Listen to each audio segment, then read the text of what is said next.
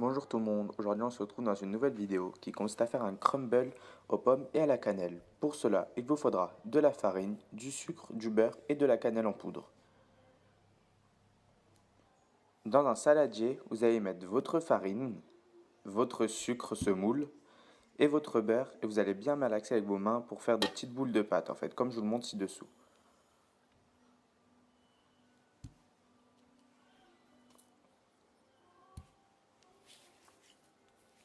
Après avoir réalisé cette étape, vous allez obtenir ceci. Et là, vous allez mettre votre cannelle en poudre et bien remélanger avec votre main.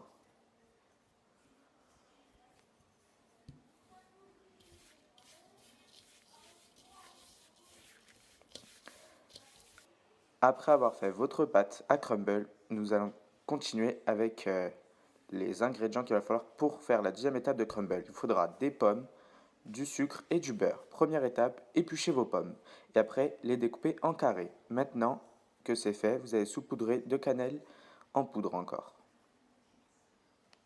Et remélanger avec vos mains ou une cuillère si vous voulez, mais moi j'ai fait avec ma main.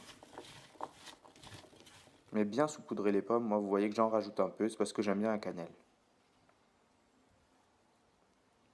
Après ceci, nous allons au fourneau.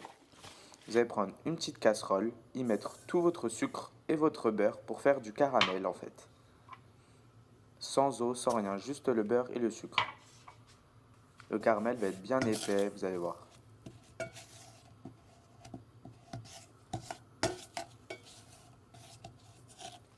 Après que vous ayez votre caramel, vous allez mettre vos morceaux de pommes dedans et les faire en quelque sorte compoter pour qu'ils apprennent bien le goût du caramel et de la cannelle dedans en fait. Après, vous allez verser dans des petits ramequins vos pommes et le caramel au fond. Moi, j'en mets bien que au fond. En fait, j'en veux pas beaucoup parce que j'aime pas trop. Sinon, ouais, vous allez mettre beaucoup de pommes, comme je vous le montre ci-dessous.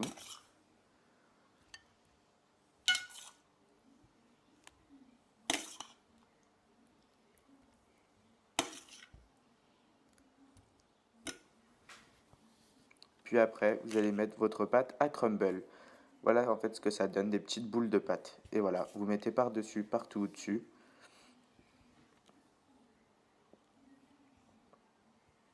Et après, direction le four. Vous le mettez à 180 degrés pendant 15 minutes, comme je vous le montre.